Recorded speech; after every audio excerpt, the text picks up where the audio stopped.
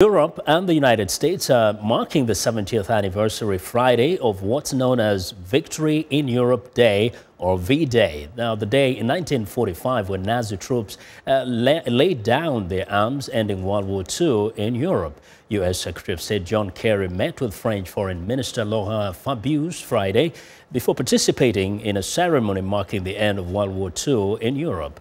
After the meeting, Kerry joined Fabius in laying wreath at the tomb of unknown soldiers in Paris as part of the anniversary of the day that marked the Allied forces' victory of Nazi Germany.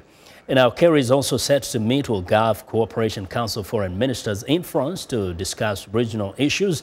It will be laying the groundwork for a White House summit with Gulf leaders next week. Among the topics in Friday's talks will be Iran's growing influence across much of the Middle East.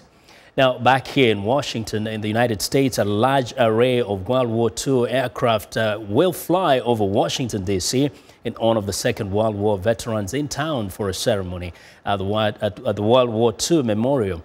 Now, during preparations Thursday for the flyover, 91-year-old Koenig Thomasian, who was a U.S. Air Force Staff Sergeant and a prisoner of war, marveled at the B-29's beauty and how his experience made clear for him what he had fought for.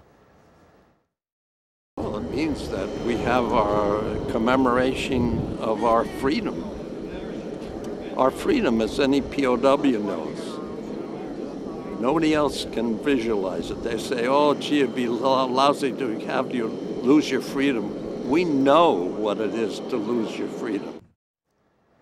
Well, the flyover will take place midday in Washington, where the vintage aircraft will pass through the usually protected airspace of the Capitol Mall. In his weekly address released early for the occasion, U.S. President Barack Obama paid tribute to those who served in the war, calling them the generation that literally saved the world.